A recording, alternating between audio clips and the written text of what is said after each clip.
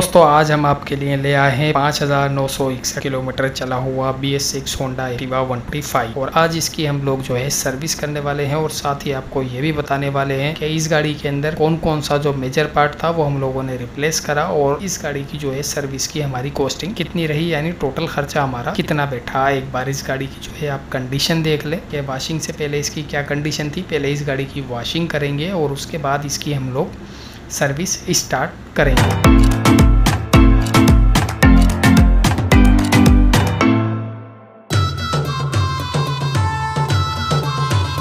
तो जैसा कि आप देख सकते हैं कि गाड़ी वॉश हो चुकी है और गाड़ी जो है बे के ऊपर आ गई है, यानी लग चुकी है। अब इस गाड़ी की जो पानी है इसके अंदर उसको सुखाया जाएगा, ड्राई किया जाएगा गाड़ी को और उसके बाद ही जो है इसकी सर्विस का काम चालू किया जाएगा। इस तरीके से एयर के द्वारा जो है जहाँ जहाँ पानी है उसको सुखा देंगे और उसके बाद इसकी जो है हम लोग सर्विस स्टार्ट करेंगे। दोस्तों एक चीज़ और इसके अंदर ऐड कर दूँ आपके लिए कि जो BS6 होंडा की जितने भी वेरिएंट और मॉडल हैं उन सभी के अंदर 3 फ्री सर्विस आपको दी गई हैं। पहली सर्विस 1 महीने के अंदर या फिर 750 से 1000 किलोमीटर के बीच में करानी होती है। सेकंड सर्विस की बात करें तो 5500 किलोमीटर से 6000 किलोमीटर के बीच में या फिर गाड़ी ख़रीदने के 6 माह के अंदर अंदर। और वहीं अगर थर्ड और आखिरी सर्विस की बात करें तो वो करानी होती है दोस्तों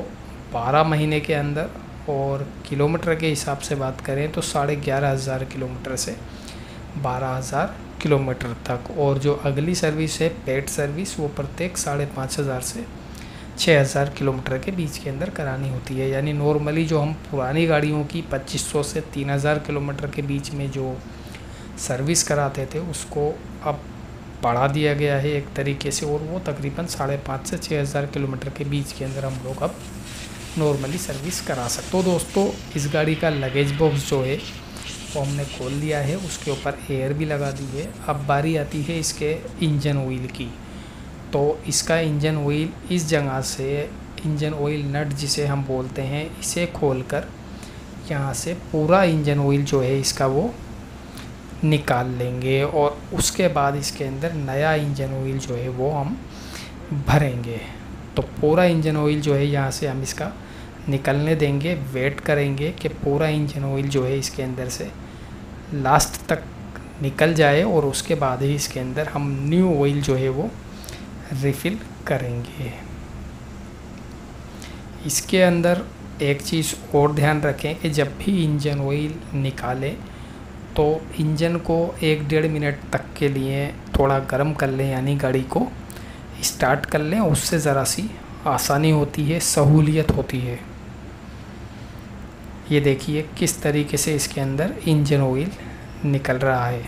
अब ये गाड़ी 6,000 किलोमीटर चल चुकी है और इसकी जो पिछली सर्विस थी वो तकरीबन 950 किलोमीटर के आसपास हुई थी, लेकिन फिर भी इंजन ऑयल की जो मात्रा है वो आप खुद देख सकते हैं कि तकरीबन इसके अंदर अभी इंजन ऑयल कम नहीं पड़ा था। यानी ये गाड़ी अभी 800,000 किलोमीटर और चल सकती थी इस हिसाब से, जिस हिसाब से इसके अंदर इंजन ऑयल की मात्रा निकली है। अब ये जो इंजन ऑयल का नट जो हमने खोला था उसको हम लगा देंगे और इसके अंदर आप अगर आपकी गाड़ी 8-10 महीने पुरानी हो गई है तो आप कोशिश करें कि इंजन ऑयल का जो नट है और जो वाशर है वो रिप्लेस करा लें। अब बात कर लेते हैं इसके इंजन ऑयल की। तो इस गाड़ी के अंदर जैसे मैंने पहले भी बताया है कि 5W30MA इंजन ऑयल यूज़ में आता है, जो कि ये रेड कलर का बॉक्स है। यहाँ आपको इसका पार्ट नंबर देखने को मिल जाएगा। और जब मैं ये वीडियो बना रहा था तब की इसकी जो रेट थी, प्राइस थी, वो 247 रुपये थी। इस तरीके से इसके अंदर ऑयल कीप के द्वारा हम लोग इंजन ऑयल भरेंगे। और मैंने पिछले वीडियो के अंदर जो मैंने इसका बनाया था 125 का, उसके अंदर 550 ml इंजन ऑयल यूज़ में लिया था और डाला था। आज मैं इसके अंदर आपको 600 ml इंजन ऑयल पूरा डाल के दिखाऊंगा। ये देखिए पूरा इंजन ऑयल जो है मैंने इसके अंदर डाल दिया है और पूरा बॉक्स जो है इसका मैं खाली कर दूंगा। ये देखिए एक एक बूंद इसके अंदर पूरी हम लोग आज डाल देंगे। यानी पिछली बार 550 ml डाला था, इस बार हमने 600 ml डाला है। ये पूरा बॉक्स जो है ये खाली हो चुका है, ये आपको दिख रहा है। अब इसका एक बार इंजन ऑयल का जो लेवल है वो हम लोग चेक कर लेंगे, क्योंकि इस बार हमने थोड़ा ज़्यादा डाला है।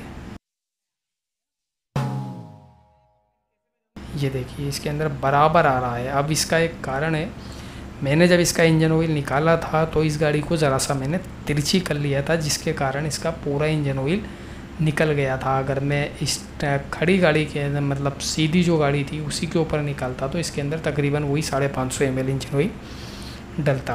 अब यहाँ देखिए दोस्तों, यहाँ पर इसका एयर फिल्टर होता है। तो ये गाड़ी 6000 किलोमीटर ऑलमोस्ट जो है वो चल चुकी है। तो इसका एक बार एयर फिल्टर खोलकर चेक कर लेते हैं कि इसकी जो कंडीशन है वो क्या है और कितना इसके अंदर डस्ट वगैरह जो है वो भरा। क्योंकि हम जिस एरिए से हैं वहाँ पर डस्ट थोड़ी ज़्यादा ही है ऑलमोस्ट, तो इसलिए इसको एक बार चेक करना बहुत ज़रूरी है। क्योंकि इस गाड़ी की जो मेन जान होती है वो इसका एयर फिल्टर ही है। ये चारों बोल्ट इसके खोल दिए हैं।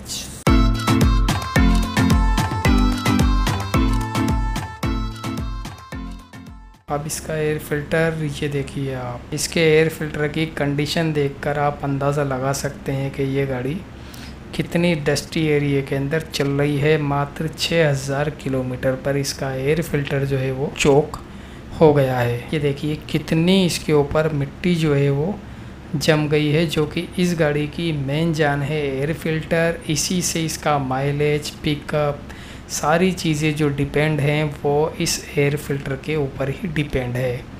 तो इसको मैं रिप्लेस कर दूंगा। ये एयर फिल्टर मैं रिप्लेस कर रहा हूँ, जिसकी कीमत जो है 192 रुपये है अभी की रेट।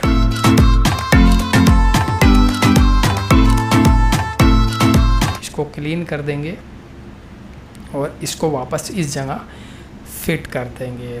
तो दोस्तों आपके माइंड में ये सवाल आ रहा होगा कि जो इसका मेंटेनेंस है वो मात्र 6000 किलोमीटर के ऊपर एयर फिल्टर जो है वो ख़राब हो गया। तो उसका सिंपल सा एक कारण है कि डस्टी एरिया के अंदर जितनी भी गाड़ी चलेगी उतनी इसके अंदर डस्ट आएगी, क्योंकि इसका मेन काम ही है डस्ट को अंदर जाने से रोकना, यानी एयर फिल्टर करके अंदर सप्लाई देना। तो मेन काम इसका डस्ट को रोकना ही है। तो हमारे यहाँ डस्ट ज़्यादा है, इसीलिए ये जो है ये चोक हो गया। और कंपनी के हिसाब से अगर हम बात करें तो इसका जो एयर फिल्टर चेंज करना होता है replace as per maintenance schedule, तो वो तकरीबन 16 से 18 हज़ार के आसपास है और 18 महीने का ही उसके अंदर आसपास टाइम दिया गया है। लेकिन ये कंडीशन के ऊपर डिपेंड है। अगर कंडीशन ख़राब है, फ़िल्टर चोक हो गया है, तो आप उसे चेंज करा लें, और नहीं भी कराएं तो उसके अंदर दो ही इशू आएंगे, माइलेज और पिकअप। बाकी कोशिश ये करें कि इसको आप रिप्लेस करा लें तो बेहतर रहेगा। अब इसके जो है हम इसको फिट कर देंगे। साथ ही एक चीज़ और ध्यान रखें कि इसका जो एयर फिल्टर है या विस्कस टाइप एयर फिल्टर है, इसको क्लीन या साफ़ ना करें किसी केमिकल से या पेट्रोल से, और कोशिश करें कि इसको रिप्लेस ही करें। अगर पॉसिबल हो तो इसको साफ़ ना करें तो वो बेहतर रहेगा और गाड़ी के लिए भी फ़ायदेमंद रहेगा। अब बात कर लेते हैं इसके स्पार्क प्लग की, कि एक बार चेक कर लेते हैं कि इसके स्पार्क प्लग की जो है क्या कंडीशन है, इसका गैप वगैरह बराबर है या नहीं है वो देखेंगे। और साथ ही इसके अंदर आपको बता दूं कि इसका जो मेंटेनेंस शेड्यूल है अपना स्पार्क प्लग का, वो 12000 किलोमीटर के आसपास इसको रिप्लेस करना है। और समय के हिसाब से बात करें तो 12 महीने के अंदर इसको रिप्लेस करना होता है। वैसे नॉर्मली ज़्यादा दिक्कत आती नहीं है स्पार्क प्लग के अंदर।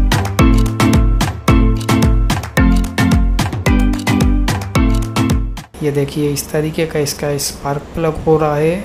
इसको रिप्लेस करने की अभी कोई ज़रूरत नहीं है, गुंजाइश नहीं है, क्योंकि इसके अंदर कोई दिक्कत नज़र आ नहीं रही है। इसका गैप भी ठीक है। इसको क्लीन कर लेंगे एक बार स्पार्क प्लग क्लीनर के द्वारा, और उसके बाद इसको हम वापस इसके अंदर फिट कर देंगे और इसका गैप सेट कर लेंगे इस तरीके से, देखिए, और इसको वापस लगा देंगे।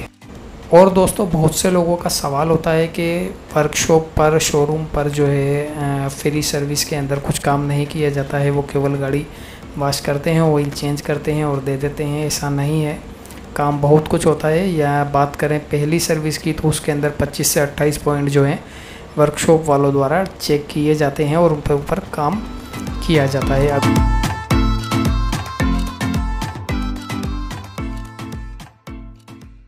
इसका जो रियर व्हील है इसको हम खोल लेते हैं और इसको देख लेते हैं एक बार कि इसकी क्या कंडीशन है। लेदर की, इसकी ब्रेक शू जिनको ब्रेक लेदर भी बोला जाता है, उसकी क्या कंडीशन है। तो ये देखिए इसका ड्रम जो है इसके अंदर, ये देखिए किस प्रकार से ये जम चुका है, यानी घिसावट हुई है, उससे ये कचरा इसके अंदर आ गया है। तो इसको लेंगे, उसके बाद जो इसके ब्रेक लेदर हैं उनको ज़रा सा रब कर देंगे, घिस देंगे उनको, और उसके बाद इसी को हम लोग इसके अंदर फिट कर देंगे। इसके अंदर एक चीज़ आप ख़ास तौर पे ध्यान रखिएगा कि जो इसका ब्रेक है ये कुंभी ब्रेक सिस्टम है। तो इसके अंदर बहुत से लोग करते ये हैं कि ब्रेक लीवर जो होता है उसको दबाकर गाड़ी चलाते हैं, उससे ये जो ड्रम है ये हीट मारता है, यानी गर्माता है, और इसके कारण ये पीला पड़ जाता है। तो ये विशेष तौर से ध्यान रखें कि जब भी राइड करें गाड़ी को तो ब्रेक लीवर को दबाकर गाड़ी ना चलाएं, और जब यूज़ करना हो ब्रेक को तभी यूज़ करें। उससे आपका ये ड्रम जो है ये कटने से भी बचेगा और ये ब्रेकिंग जो है वो आपकी सही भी रहेगी, क्योंकि लेदर जितने ज़्यादा घिसेंगे उतने ब्रेक कम काम करेंगे। तो इस तरीके से दोस्तों इसके जो ब्रेक लेदर हैं उसको हम क्लीन कर लेंगे, साफ़ कर लें, और देन इसको इसके अंदर वापस हम फिट कर देंगे। दोस्तों ये जो गाड़ी की पूरी जो सर्विस की जा रही है वो हमारे बहुत पुराने साथी हैं नासिर उस्ताद, जो हमारे ट्रेन टेक्नीशियन हैं ये हमारे, और बहुत सी ट्रेनिंग ये अटेंड कर चुके हैं। इनके द्वारा ये सर्विस की जा रही है, और मोस्टली जितने भी वीडियो मेरे बनते हैं उन सभी के अंदर इन्हीं की भागीदारी जो है बहुत होती है। इस तरीके से इसका जो व्हील है इसको टाइट कर देंगे, और उसके बाद इसकी जो ब्रेकिंग है उसको चेक कर लेंगे कि जो ब्रेक है कुंभी वो बराबर काम कर रहा है या नहीं कर रहा है।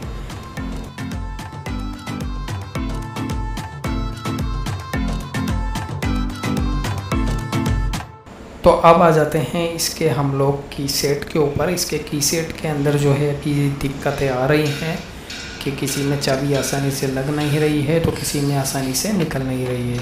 इसी के लिए हम लोग 3M का जो है एक स्प्रे इसके अंदर यूज़ कर रहे हैं। याद रखें कि इसके अंदर पुराना ऑयल या पेट्रोल वगैरह जो है कुछ ना डालें, जिससे आपका इग्निशन जो है ये की सेट जो है ये ख़राब हो सकता है।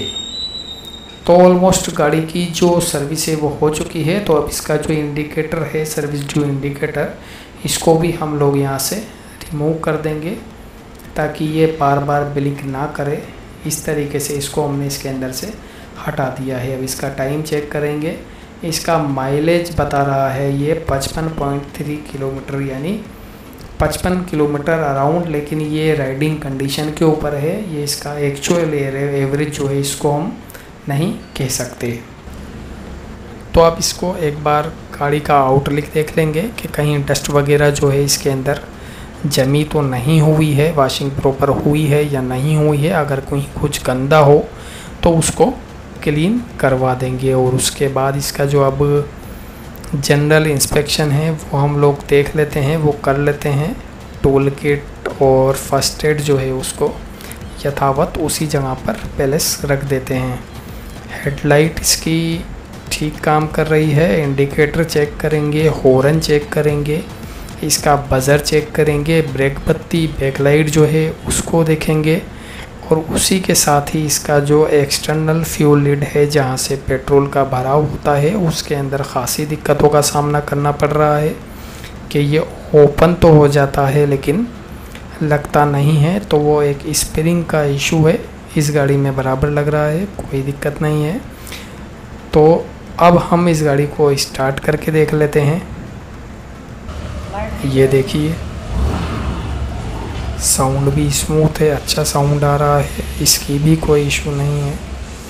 और अब इस गाड़ी की जो है टेस्ट राइड हम लोग ले लेते हैं और टेक्नीशियन से इसका रिव्यू भी ले लेंगे, कहीं कुछ हैंडल वगैरह टाइट तो नहीं, उसे सही तो नहीं करना, ठीक तो नहीं। बात करें दोस्तों इसके इनवॉइस की, तो इसके अंदर एक इंजन ऑयल हम लोगों ने चेंज किया है, एक इसका एयर फिल्टर जो है वो हम लोगों ने चेंज किया है, और एक इसका पुश क्लिप जो है एक हमने वो चेंज किया है। तो इन सभी का अमाउंट 401 रुपये 76 पैसे होता है, और इसके ऊपर टैक्स जोड़ते हैं हम लोग तो ये हो जाता है 476 रुपये और 42 पैसे, यानी टोटल हमारा जो इस सर्विस का खर्चा हुआ है वो 476 रुपये हुआ है। वीडियो को लाइक करें, चैनल को सब्सक्राइब करें। धन्यवाद।